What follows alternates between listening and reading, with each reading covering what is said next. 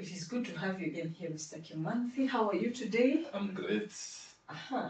You? I'm fine. Mm-hmm. I'm fine. I am glad to be here today. We are at Avon Business Park. Yes. Based in industrial area along Enterprise Road.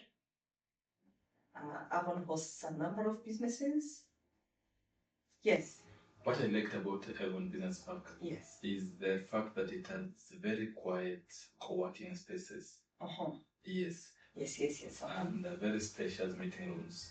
Like if you want to, you have an event you want to launch, and you're looking for a place that has a room that can take like 200 people, Avon Business Park is the place to. Very, very beautiful. Yes. Good. Today we're talking about restaurant business. Why is it that people run businesses that are aligned with food provision and they don't seem to make money? They don't seem to see where the money goes. What do we do? People selling food and not yet making money. Yes. So the food has been sold. Food has been sold. So what are they getting paid in return? That is what we want to find out today. Because I think if you serve somebody a plate of food, they pay you. And that is money. That is money. What do you mean somebody? I think when they do the math at the end of the day, it happens, it appears like they are either paying people to eat, and things are not adding up. Okay. What would be the problem? Okay, the problem is controls, basically. Or controls again. So let's look at business controls for restaurants and even hotels, even the ones that were selling accommodation as a service. Because you find that most hotels also have restaurants to complement their accommodation. That is true. So what I was looking at though was not more of the hotel and restaurants, that is the restaurants inside the hotels. I was looking at... There's that food also. Let's keep it going.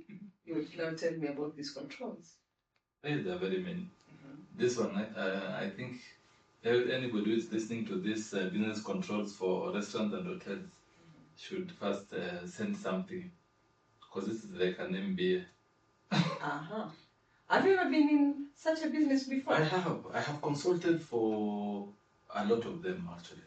What's another consulting? Yes. Have you ever done in your wildest dreams?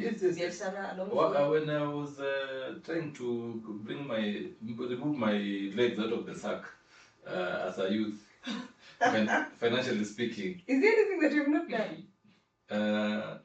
Yes, a lot of things I've not done. Okay, excellent. But in my life, I once ran a very successful restaurant. Oh, you did? Is it still running? No. Okay. I outgrew it. Okay. Tell us about the controls. I'm not saying it doesn't have money, but there are bigger factors that prevailed, and I could not run it. But if a chance comes and I see that it's viable, I'll go back again.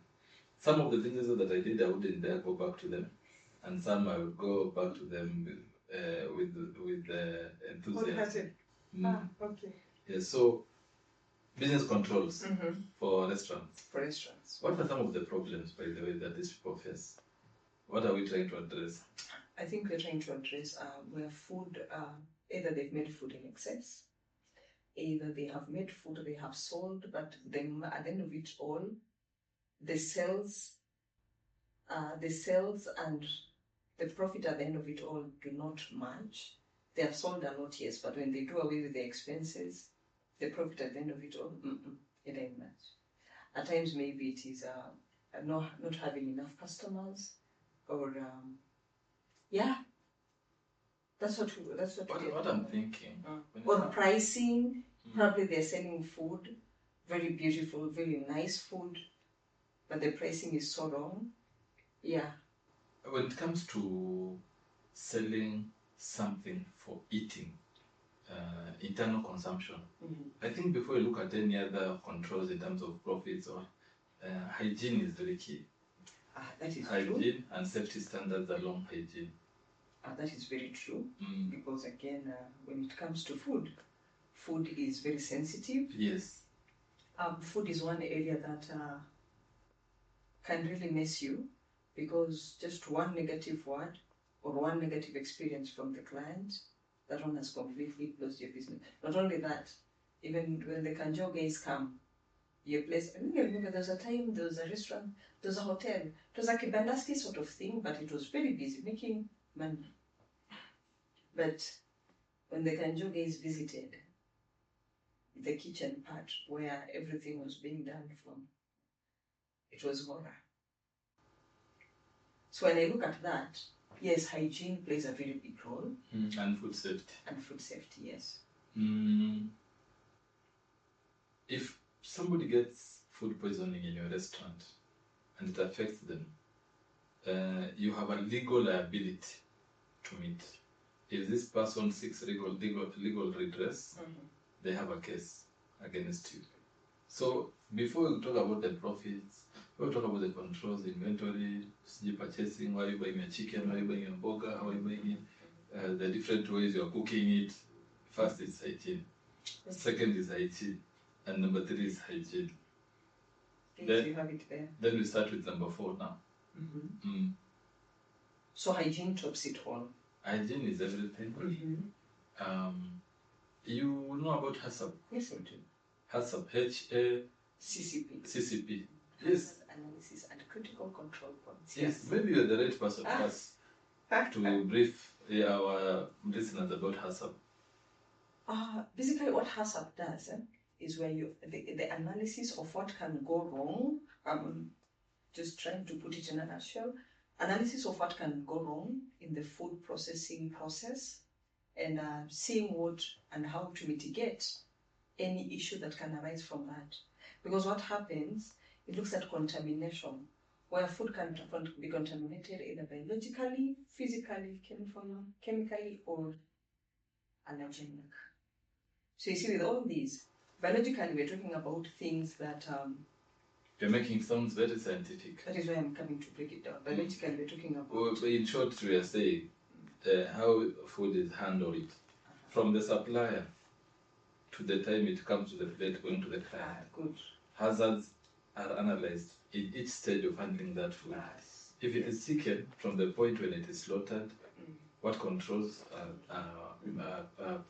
prevail in every stage of slaughtering? Yes. At the point of it, when it is being delivered to the hotel, what temperature is it delivered at? Yes. This is the issue of the dangers on temperature. Yes. Where anything that is between 5 degrees and is it 60 or 65? 60. Those are called dangers on temperatures. So nothing should be within those temperatures for more than 2 hours. Yes. Yes. So if you slaughtered your chicken at 7 a.m.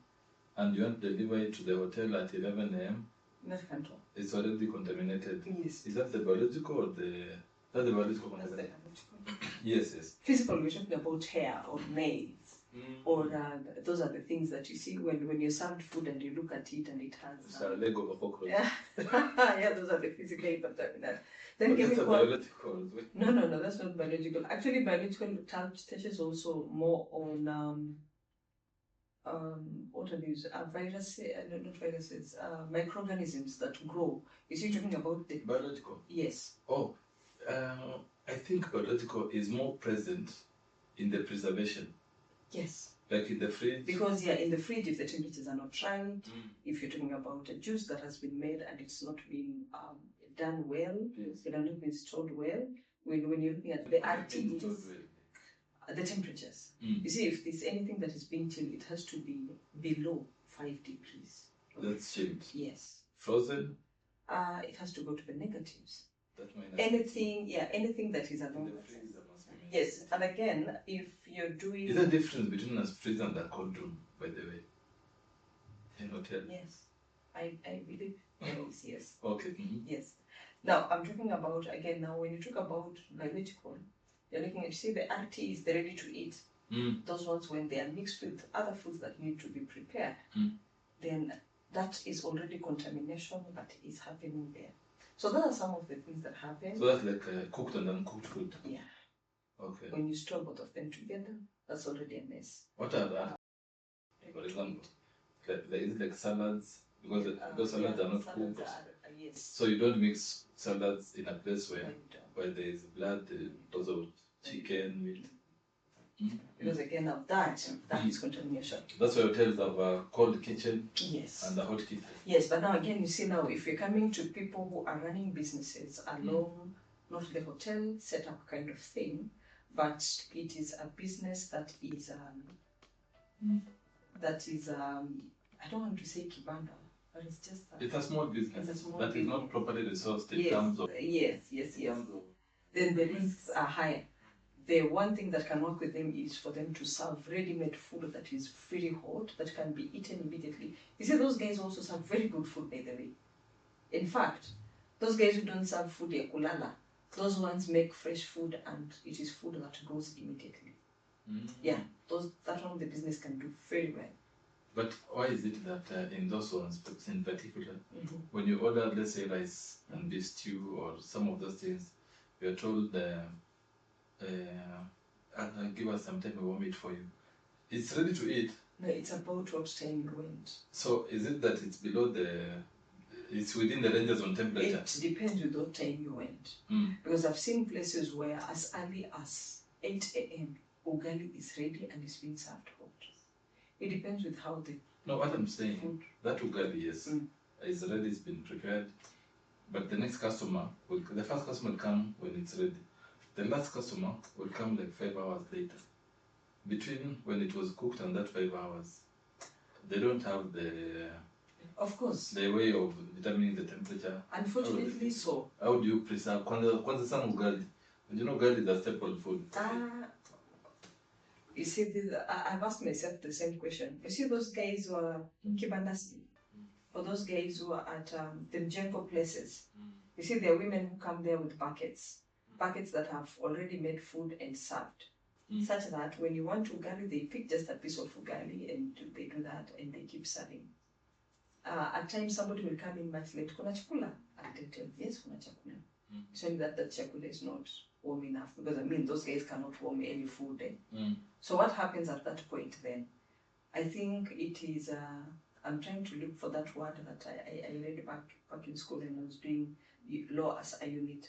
What basically I'm saying is you've understood the consequences that come with eating such food, and you are ready to accept the liability that comes with it. Because if the food is not... That's voluntary non-fit injury, yes. Yes. So you already know. So at that point, they know exactly what it is, the food, yes. But I see now that is in general.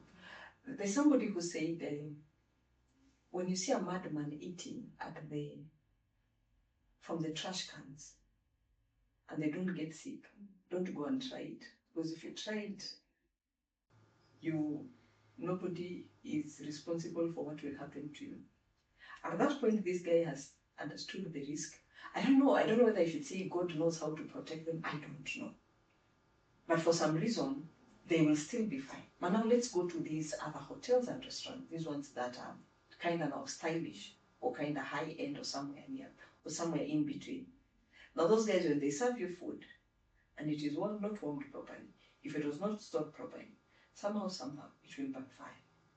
How that one works, I don't know.